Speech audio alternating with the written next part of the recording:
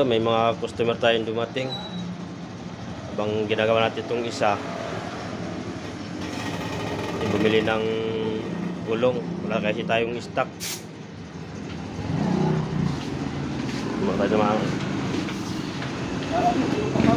Naubusan ako ng stock. Bili ka muna. Ganun na pagkat. Oo, sige. Habang inintay ko itong isa, bumili pa ng gulong eh. Ano sa unahan? Bibili na ako ng gulong. Oo, sige, sige.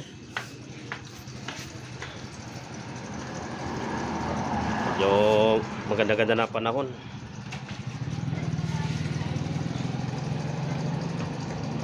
Ay, mga customer natin, mga nagpapahangin.